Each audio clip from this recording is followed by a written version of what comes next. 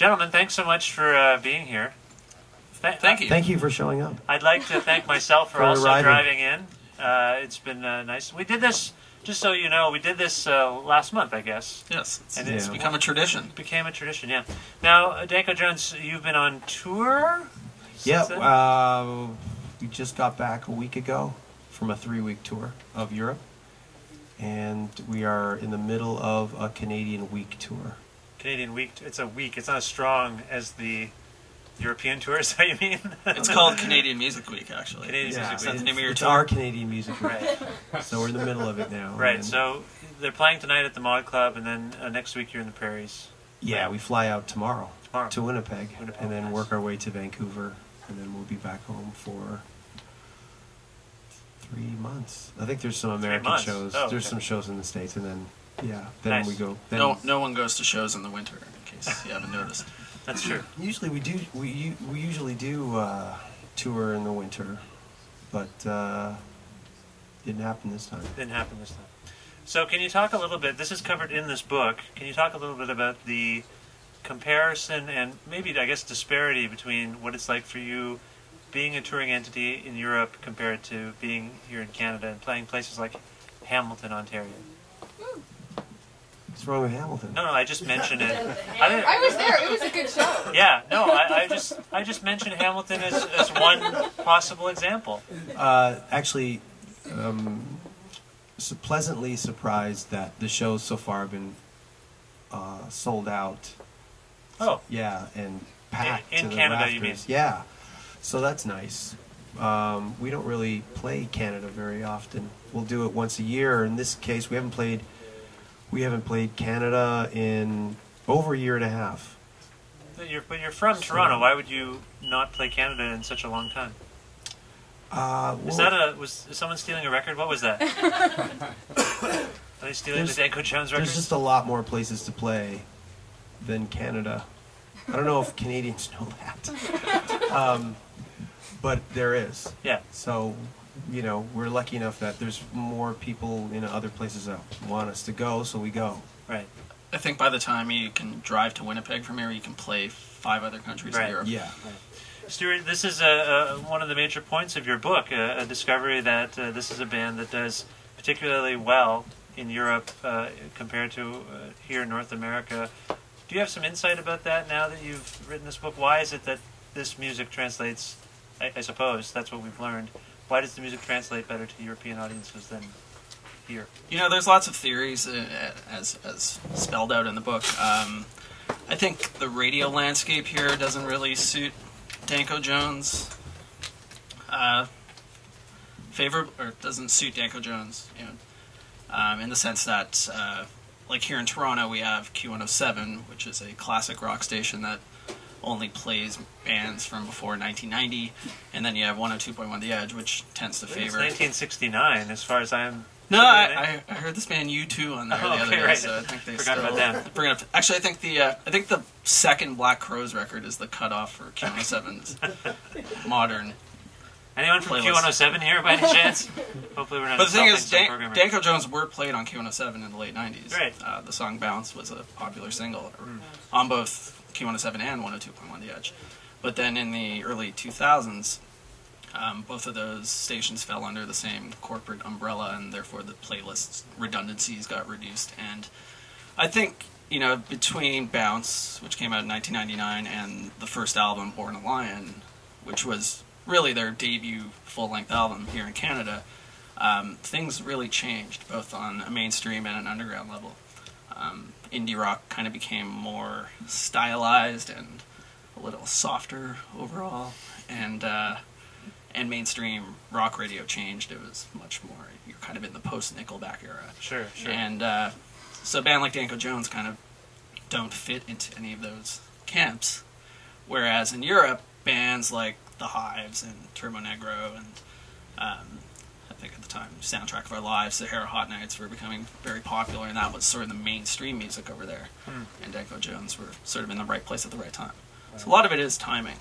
Right. And speaking of timing, I feel like we're experiencing a real resurgence of sounds that you could call 90s sort of sounds. 90s rock has really reemerged. Danko, do you feel like maybe the time is right for that sound. I mean, does that sound apply to the current template of your band? Because that's sort of where you came from. Yeah. Bands like Mets, and we just played with them last night, Indian Handcrafts. Oh man, they're so great. Yeah. Too, we played with them in London last night. And yeah, there's this kind of, I'm sensing, I don't have my fingers so deep into the scene pie as I once did, but I'm sensing that people are starting to move in this towards this more 90s noise sound, which I think I could throw bands like Carp and bands on labels like Amphetamine Reptile and Touch and Go, this kind of sound that these labels kind of fostered and wore on their sleeve. Those sounds are coming back, especially with the Mets album. Yeah.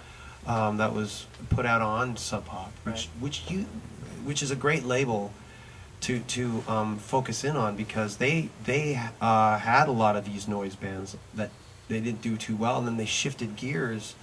I guess, what would you say, post like 2000?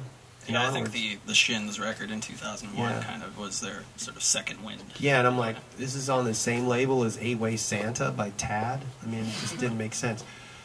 And that's where I felt like really out of place. When we came around, even in the 90s, we were part of a garage scene, a very underground garage scene that, you know, took from the Stones, but took a lot of harder, like it was like a harder edge take on the Stones. I know I'm blanketing it really, but bands like the Makers and the Headcoats and the Gories, spearheaded by bands like the Blues Explosion. Mm-hmm.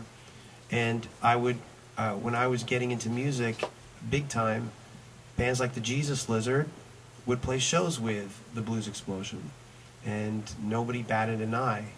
And I would hope that a band like us could play with Mets and nobody bats an eye. Right. And to go one further, I think, you know, in the 90s it wasn't uncommon to be in a band like the Jesus Lizard and a band like Tortoise, who were more experimental, sort of jazz-influenced band. Whereas I felt in 2000s, you know, the more refined end of indie rock wasn't really communicating with the harder stuff. Yeah, another good example is John Reese, who was in Rocket from the Crypt. He fronted that band, and then he would do double duty and Drive Like Jehu, playing just guitar off to the side.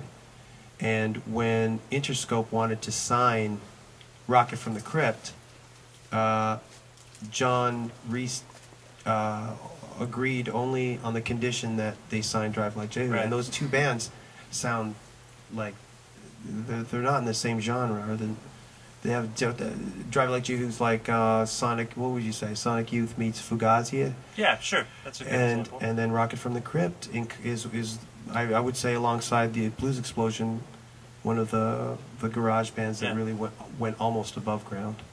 And you guys, I'd say, when you emerged, somewhere in the middle of those two sounds. Well, what happened with us is initially we wanted to play with bands like the Gories and the Oblivions. That's all we aspired to. Yeah.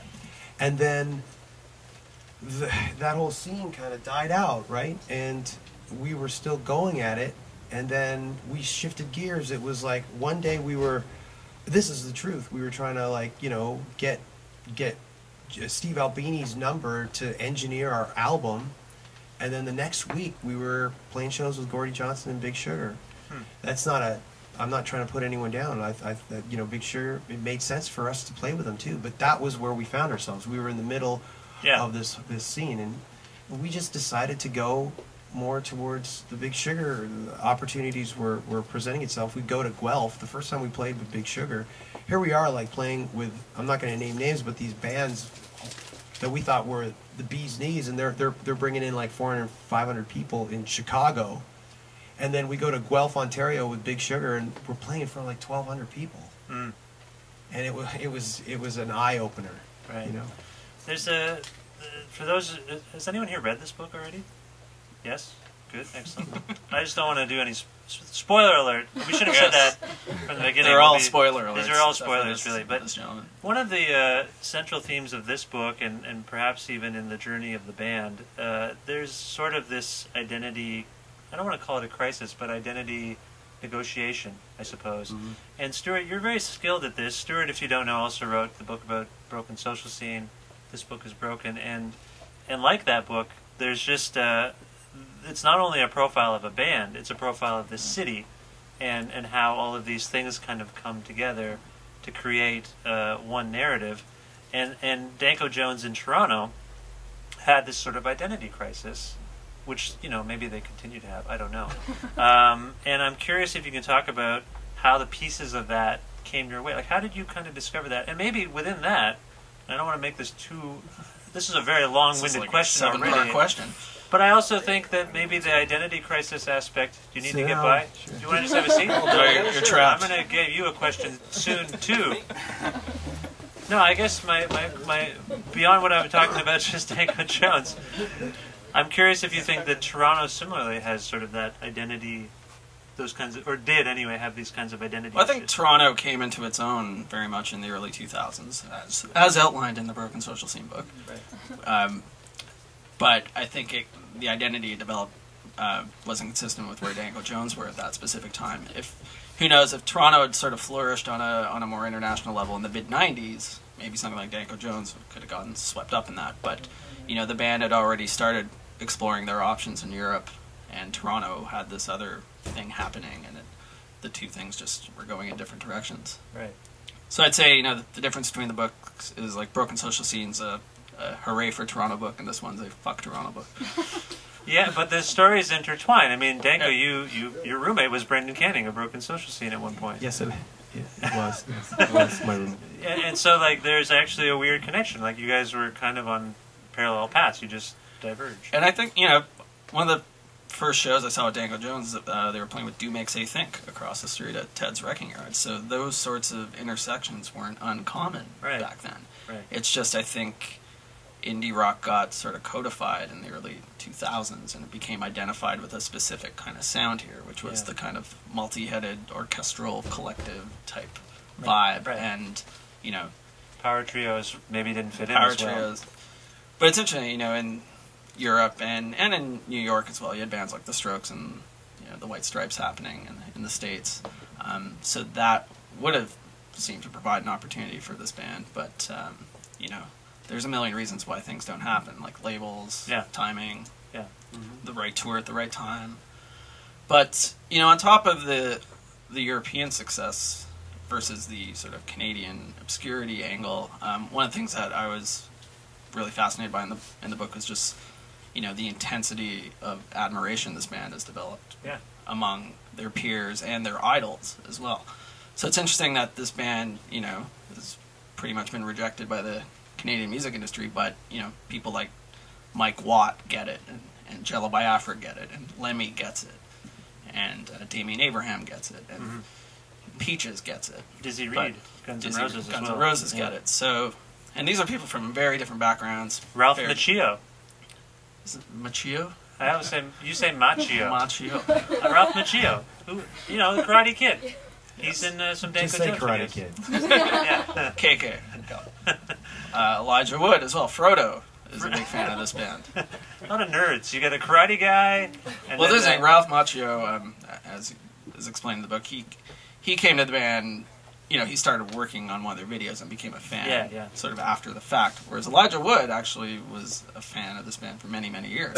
It is and really. This was like an exciting opportunity for him to be involved with. I think for anyone who hasn't read the book yet, you're going to be, I think, probably overwhelmed and surprised by just how much adulation there is for Danko Jones. I mean, I think they're a band that some of us have taken for granted here, and just hearing all these testimonials about them in the book, it really kind of, you're like, oh yeah, maybe I should try to give this band another shot. I haven't listened to them in a few years, And also just the sort of a 1 degree of separation web that this band has cast, is pretty impressive, You even have, Matt Galloway from, our local CBC star, they worked at CHRY together. Right. And then on the other end of the spectrum, you have, famous Hollywood celebrities. Axl Rose and you guys doing kind of duets on stage.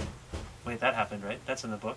Yes. We didn't do a duet, but Yeah, we it was a were duet. saying- okay. Yeah, You got to yell Night Train in proximity to yeah. I got to yell Night Train and give him a hug. There's a really one of the most poignant moments in the book for me is this instance where you really wanted to be on Touch and Go Records. Danko Jones, that was your dream. They kind of didn't accept you for that. Well, Corey Rusk, the owner of Touch and Go, is you talked to Corey. I tried to. His publicist gave me a statement. Right. Oh, is that what it was? Yeah. Corey's not much of a talker. Yeah, he didn't want to be quoted on the record, but he gave me a statement explaining. Yeah. The, Corey's, answering the question without answering the question. Corey founded Touch and Go Records, and which no longer exists, actually. So, just to clarify. It's a Anyway, catalog sorry. label. Yeah. Where were we going with I don't this? know, but Corey He said it was poignant. I love Touch and Go. Well, no, in the 90s, that was my favorite label. Right. And in the narrative of the book, that was sort of the moment where That's Danko, right. Danko realized that trying to appease this sort of indie rock Orthodoxy. scene Yeah. wasn't going to work for this band, and they had opportunities with Big Sugar and bands like that to, It was a moment explore for a me. different audience. Yeah, it happened with a phone call. There was a woman at Touch and Go. I didn't know what her job was, but she was friendly with the band and she liked us and stuff. And we called her and she just said that there's a few people in the warehouse or the office or whatever that thought we were sexist. Right. And the woman in the front laughed, which that cuts the tension right there. someone left. She You're laughed. not laughed. sexist. Oh, laughed. You're not Yeah, sexy. I She's can't laughing at imagine the very that. notion Yeah. of that. No, Yeah. My I mean- original title for the book was "What's Wrong with Being Sexy." Right. Yeah, and every time he'd pitch that to me, I would just there'd be no reaction from me. The reason I bring up the Touch and Go thing is because as I say, it's a poignant moment. It marks a shift. I would dare say it marks a kind of souring with something you really admired. Well, yeah, for them, I mean, Corey says I think he doesn't remember that happening, or for them, it's just something they probably tossed as an aside. Yeah. But for me, it meant everything. Yeah. You know, and I'll never forget that moment when she said, "Oh, there's some people who think you're sexist," and I just realized, well, I can't believe like the same band who put out, you know, Big Black songs about fucking, And a band called Rape Man. and a band called Rape Man. Yeah. With the same guy who worked on both those albums, Yeah. and we're sexist. Yeah. So, you know, whatever. Yeah. Well, the reason I bring it up again, I keep saying the reason I bring it up because I haven't got to the point is, did you ever sour on Toronto the way you soured on that kind of concept of independent music? Well, I mean, I will be honest with you. There was this one moment where we, I think it was in '03, and we had just finished 2 months of playing Europe and headlining clubs, and this is '03. So we were selling out rooms that were like 500 to 800 capacity rooms, and most of the tour was sold out. And we came home, and there was a new music special on Canadian bands are breaking it abroad, and they had everybody except us, and we just got home from this like fucking climbing the mountain with your fucking swashbuckling sword, Ease up on the swearing. and then all the bands they profiled, some of them were very successful and really cool, and some people we knew and stuff, but half the bands that they mentioned, okay, not half, but a few of them asked to open for us in Europe, and we were totally, you know, disregarded in that 1 hour new music special. I think it was 1 hour. Yeah. Canadian bands are breaking abroad, and we'd already done at that point about 6 tours of Europe. So this is '03. Is that what you just said? Yeah. '03. So the band, and when you really kind of blossomed here in Toronto, when everyone, as Stuart said, was really talking about the band, when was that, roughly? It's like 96 to 99. Right. So I'm just trying to be objective here. For a special like that, maybe they're like, we missed the boat the first time. We don't want to be Johnny-come-latelys. You know, your band had been well established by that point. For them to be like, all these bands are breaking out. Right, I hear. But I think also Danko weren't in fashion, like in That's what I terms mean, of the yeah. kind Yeah. of things that, you know, TV producers would have been looking to cover in 2003. But that's you know, that's what I'm saying is like it's an interesting thing that Stuart touches on in the book, and that's like, you know, just because something is in fashion and how viable is it, and a lot of people who got into music, like indie music or whatever, after we had already like been established here, they need a crib sheet or a cheat sheet on our band, because there's like a whole kind of tree line that you can follow to come to where, you know, what we are, or how we got to where we are now. And I mean, it's laid out in the book somewhat. I also think when performers sing about sex, it's not taken seriously, or people are, you know, kind of have a weird reaction to it. And you know, and Danko was among, you know, if anyone, I would say his peers in the city at the time were people like Peaches and Bruce LaBruce, who are both in the book, because they were both, you know, artists, you know, presenting a very sexually provocative persona, and they also got a much warmer reception in Europe. Both of them. Yeah, and when I met Peaches before I saw her, but she saw our band, you know, first. So she was a fan of ours, and then I finally saw her. I think I saw her at the Reverb or something, and I freaked out. We tried to get her on our shows, and I remember she called me, or I called her, and she said, "Thanks for offering the shows to me, but I'm moving to Europe. I'm moving to Germany." And I remember at the time going, why would you do that? And then I think it was like less than 6 months later, you know, she's being written up in NME, and she's all over the place. And, you know, that actually begs the question. I used to hear rumors that Danko Jones was very big in Europe, you know, and there's the classic big in Japan kind of thing, you know. And I think I actually, did you ever live in Europe because of this? No. There's this feeling that you just left. I lived in Stockholm for 5 months, but I mean, that's only because we were touring, and we didn't have money to keep flying back and forth. Oh, I see. And, you know, we like knew a home people. base. Yeah, it was like okay. You never contemplated. No, but a lot of people do order think when pizza there. You can't part order of the a whole pizza? thing. By the end of the 5 months, I was like, look, I love this place. I love Stockholm. It's the one city after Toronto that I feel most comfortable in. But it got really frustrating because I don't know the language, and everybody there wants to speak English to you so they can brush up on their English. So you never get a chance to, you know, learn Swedish. You know, they're always just trying to talk English to you. Right. They're dying for it because they get to practice. So I was like, fuck, I just want a fucking pizza. And I can't fucking pizza. And they don't sell pizza by the slices. This is... Someone should set up shop here and make $1 million. Say no more. I totally understand why you wouldn't want to live in a place where you can't get a slice of pizza. That's insane, really. I saw the... Socialized daycare. I saw your eyes. Sure, but not... I'm waiting for that line. I'm actually really hungry. I do want some pizza. Are you hungry, or is your your hoodie hungry? You're really obsessed with my green hoodie. No, I'm not. It's a nice green hoodie. It's great, but it's the first thing I saw when you walked downstairs. I know. I'm sorry. I feel terrible for being late. I just feel awful. I was gonna say. You were gonna say something? Talk about the book, actually. Yeah. Get back on track. Yeah, there's people in the book like Eddie Spaghetti from the Super Suckers. Spaghetti. Oh man, I'm so hungry. You like that segment? Eric Davidson of the New Bon Turks, who has no food affiliation, unfortunately. And these are bands that are, you know, been around for many, many years, slogged it out on the circuit, and they find that, you know, just hard-edged rock music just goes over better in Europe, and you're treated so much better by promoters, and, you know, they kind of gave up trying to please America, their home countries too, because they can just go there and, you know, have a blast and get a lot done. You know, the towns are, you know, 2 hours away as opposed to 10 hours away.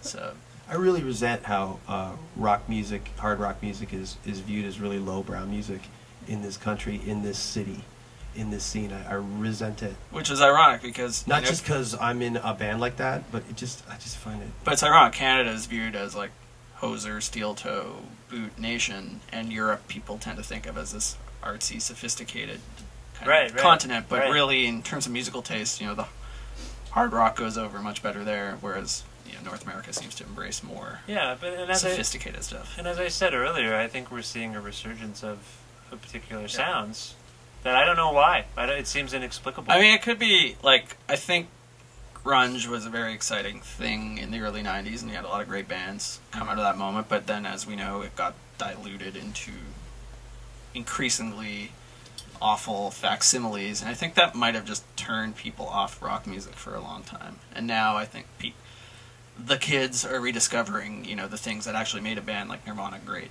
Right. You know, and they're kind of digging in deeper into those influences and not just trying to, you know, adopt the angst, but actually. Right. But even with like the Melvins, you know, who've been pretty consistent with their output, and their cred hasn't really dimmed at all through the decades. The people who like the Melvins, you know, they don't own Judas Priest albums, but King Buzzo, you know, that's his, you know, he loves Priest and he loves Kiss and Sabbath, all those bands, but yeah. his fans don't. You know what I mean? I don't mean to generalize this drastically, but I've noticed it. But I think the difference would be Melvin's fans in Europe would know who you are and would go to your shows, whereas Melvin's fans in North America wouldn't. Yeah. I think, you know, a lot of it is also just the way music is written about, and, you know, there's, you know, my colleague Dave Morris had a phrase for bands that he believes exist in what he calls crossover land. So a thing like Coachella, which is a massive festival that has everyone from, you know, Skrillex to whatever, Bell and Sebastian, say, you know, all those bands sound different, but they're still in this kind of critically approved zone. Right. And then there's a lot of bands that exist outside of that, and, you know, I think in North America, you know, people look to sort of institutions like Coachella to sort of, you know, validate things for them. Whereas in Europe, people like something, they support it for years. Right. Danko, with this book and the documentary recently, you have been placed in this reflective sort of mode where you have to kind of think about the 17-year existence of your band. How does that make you feel to be documented this way and to sort of, I don't know, reassess and rethink about your life? Well, you would think that this would be the point. I do it every morning. No, I mean, you're an egomaniac, that goes without saying, but my point is that it must be sort of trying to kind of go through all of this. I know you're not joking. I know you, and I know that you're not joking, but, I mean, it must be a little weird to just, okay, let's go the other way. How amazing is this for you? It's great. Have all of this attention on you. This guy's hounding people to talk about you, and like film crews following you around. Calling Sweden at 8 in the morning. Well, it wouldn't have happened if Stewart didn't think there was a story to be told beyond just another bio of a band. Yeah. I think he was looking for a bigger picture here. And I remember when I first pitched him the idea of possibility after the Broken Social Scene book was out, I'm like, well, they've been around for 3 years, guy. You know, at that point, I think we had reached over a decade at the point, maybe 12 years. And I remember pitching it to him over the phone once, and I just didn't get the response I thought I was going to get from Stewart, which was an honest response, which was almost ho-hum. But just to eliminate that, I think that's actually quite interesting. I bet you got the reaction that we're talking about. This kind of, I don't want to you can talk about your reaction, but someone just texted me. Was it you? Yes. Someone, no, but I imagine were you kind of indifferent? Well, I mean, I've been a fan of the band since the 90s, and, you know, I'd followed their career. Actually, you know, stayed on top of what they were doing, unlike a lot of the fans who initially came out to those shows back in the day. But I always saw them as just a very consistent band that just sort of does what they do what they do. You know, they put out a new record every 2 years. They tour to this following that they have internationally. So I wasn't sure where exactly the drama was, so to speak, for a start. Because you write a book, you need a narrative arc. But then when I, you know, actually sort of refamiliarized myself with their story and what they'd been through along the way, you know, all these little steps actually formed this pretty impressive narrative, and all the different people and all the different scenes that they'd been involved with, and the sort of hardships they faced on an indie level and the hardships they faced later on a major label level, and, you know, and then getting the sort of validation of the bands that they grew up loving. You know, I thought there was a really interesting narrative, and, you know, one that's not unlike a lot of bands out there.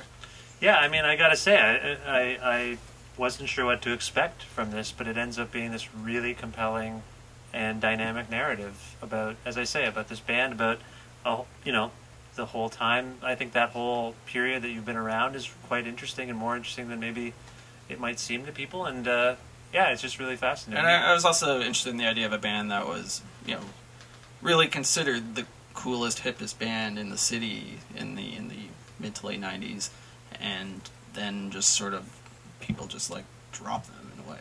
Yeah. And sort of analyzing why that was, and then also analyzing why it's done so well in Europe, whereas, you know, here it's been a much tougher slog. I mean, the summer I started writing the book, I saw them play at Colley office in London, Ontario, and they played for maybe 150, 200 people, Sure. and then a few weeks later I'm standing on a festival stage in Germany, and they're playing in front of 10,000 people. And these are 10,000 people who know every word to the song and are shouting back the lyrics, and you know, songs that I'd heard them play since 1996 were kind of being turned into these anthems that they always sounded like to me, but here was 10,000 people actually making that real. It's pretty validating for a fan, and I assume for the band, to go over there and have that happen. Yeah, I remember when Stuart was, I think it was in Germany, there was like a huge festival, and there was like it wasn't a mosh pit, it was a circle pit. Everybody was running around in a circle, and yeah, there must have been, what, 10,000 people.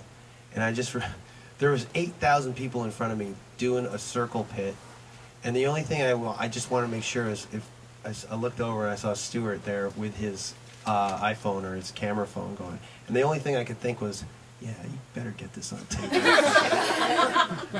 And I say in the book what was really special about that moment was Danko stopped the pit because he thought, maybe the girls and the crowd were going to get injured, and it was turning into too much of a sausage fest. And so he had all the girls gather in the middle, and then just instructed all of the boys to run in a nice orderly lap around the girls. Nice. So, I say in the book, any band can start a mosh pit, but few can actually control one and direct it like a film. I don't even have a recollection of that. I got it on. I bet you do. I bet you do. You're just being modest. Nope, I don't. I really don't. Whenever we play a show, I mean, the only things that I rehearse are the songs, and it just depends who's in the crowd to trigger whatever I say or whatever happens. And then the night before in Belgium, they were on a bill with John Garcia's Caius reunion project. So that was really cool because before I even knew Danko, I'd listened to his radio show on CHRY, and he played Caius a lot, so that's how I got turned on to the band. So it was kind of a cool full circle moment. Yeah, nice. Was that in Belgium? Yes, Vocal Pop. And then John came and did a song with us. Yes. Yeah. Cool. Stuart, what's coming up next for you? You've written this book. You're always very busy. Dinner, actually. Crazy enough. Can we have dinner together? Or? I think I have to call my wife and figure something out. Have you had your kid yet? No, I haven't. Okay. This is my first baby right now. It could all be done on a Facebook thread for all the Facebook friends to read, by the way. Danko, you guys are playing tonight at the Mod Club, and then, as we mentioned, heading out across Canada. Winnipeg tomorrow. What's that? We're playing Winnipeg. Winnipeg tomorrow. Yeah. Sold out in Winnipeg. Sold out, and Toronto never sold out. Yeah. Well, what you gonna do? Thanks, guys. Is your show tonight? Are there still tickets? Yeah, it's not sold out. I've been told we have 5 guest list spots for tonight's show. Oh, okay. What does that Does mean? anyone here not have a ticket but wants to see the show at the Mod Club tonight? We can figure that out. Either everybody's got a ticket or nobody. Ultimately, Danko, you're obviously very pleased with how this book turned out. I'm very pleased by it, and I'm so glad that Stuart, I thought, really did a bang up job. When I read the first draft, I remember kind of hesitating to open it because I didn't know what to expect. It was. And I should say that Danko gave me carte blanche and said, if people are talking shit about us, leave it in. He did not. He didn't want it. But you do respond. He does get to. You get to have the last word in some of the shit talking. I noticed. Only on a couple of occasions because I just felt Stuart made the decision. I just handed him the notes, and there was a couple of things I said. I hammered back, and he just said, "Whoa, we're not going to put this in." But there was never an argument between him and I. Sure. I conceded to whatever decision he thought was right. But there was one where there was one about Sonic Onion, and I don't mean to call them out on it because we're all cool with Mark and Tim at Sonic Onion, and Sean as well. We're all cool with those guys. But there's always been a story that's circulated around the scene where me and JC went to their offices and fucking held them down and fucking threatened to beat them up and shit if they keep selling our CD. And That's right. They beat people up who want to sell their CD. Yeah, so I mean, it's not savvy business practice. I've heard that story. I've heard that story back to me, and then reading Mark say that on paper, I was like, well, come on, this is the. Oh, he actually verified it in a sense. He's Mark from Sonic Onion. Mark Millen. He said he said you did it. Yeah, he said like, what did he say? Like I turned into some. Oh yeah, that's right. In front of his eyes, I turned into this monster. Or something. That's right. I remember this now. I think the exact quote is, a lot of people in the book note the difference between Danko Jones here and the Danko Jones you'll see in a few hours. Whereas Mark said that was the first time he'd seen the on-stage Danko Jones in real life. Well, first of all, I remember that moment because I was there. I don't mean to throw Mark under the bus. But I didn't say anything. JC did all the talking. Here it is. One day, Danko on stage and Danko off stage merged into the same person and came into our office. It was one of the funniest things that's ever happened here. Right. I can't even remember what he was angry about. I think he just didn't want the EP sold anymore, but it was just so hilarious. I don't think we openly laughed at him when he came in, but afterwards we were like, what the hell was that? Yeah, but they didn't say anything. JC did all the talking. I didn't say a word. JC did all the talking, and he told Tim to stop selling a CD after all the units had been sold. They were selling it online. And at the time, like we don't trust a lot of people in this industry. Not that they're untrustworthy, but at the time, like we thought we were getting ripped off. Sure. And it was the first time we ever worked with a label, so we were so hesitant to work with record labels because we'd heard so much bad stuff about them, independent or major, and you still hear all those stories. So we're very untrusting when it comes to labels. You're also a bit, if I might say, something of a control freak. No, well, yes, you are. Yes, you are. Now I'm being a control freak. I think you are kind of a control freak. That's what I was gonna. No, I mean, well, it's it's our baby, and we want. Me and JC, we agree on these things, and when I read that quote in particular by Mark, I thought that this story that has circulated around for a few years now, let's just kind of clarify it a little bit more from our standpoint. Right. So there's so many times where we've heard things said about us where if we answer back or if we fire back, we end up looking, the fool. So and people always say, and in everybody's life, just ignore it. Right. I can't ignore it. I can't sit still if any person has the wrong idea of us or the wrong impression of us. Trust me, like going on YouTube and reading comments just fucking drives me insane. You can't go on YouTube. I do it for the fucking torture of it. Just don't do it. Stop Googling yourself. Well, what I did is I wrote an article about it, and I basically took people's YouTube handles, I printed the comment, and then in the article I answered back to them. They'll never read it, but at least I got it out of my system. Right. Well, as I say, it's a remarkable book. And Thank you. I do want to... Oh, I didn't even finish my... You didn't let me finish my answer. Which was... You're saying this is my fault somehow? I can't remember how it is your fault. You're the one like YouTube, and I went on YouTube, and I don't know what you're talking about. But what I thought of Stuart's book, Stuart's book, and I was...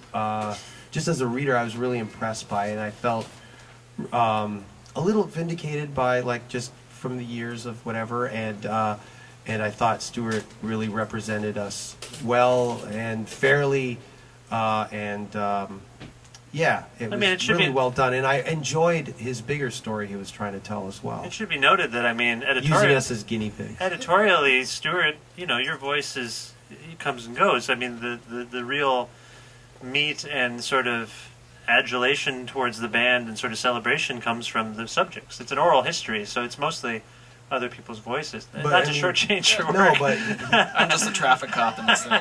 It's true, though. He was directing everything. Yeah. And the one reason why we went to Stuart, and only Stuart, he was our first pick, was because, Stuart is also, strategically, he's well liked by everybody in the scene.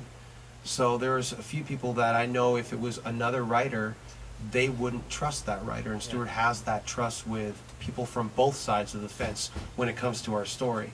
Right. So I knew that Stuart was and first and foremost, a great writer, and I knew he knew our band from our gestation period because he listened to the radio show that I used to do. Yeah. And that real crucial being I hate to say nice guy, but like a trustworthy guy from all kinds of people, so that was also I'm a Libra, so I don't know what that means. All right, well, thank you very much. Are there any questions from the crowd, as it were? Does anyone have any questions for Stuart or Danko, or I suppose me, about how I got here? The route I took, maybe? Very late. Other colors of hoodie colors. Do you have any other? Are there any comments or questions about? Yeah, do you find the radio that much different over in Europe? Like over here, like since probably the early days of FM.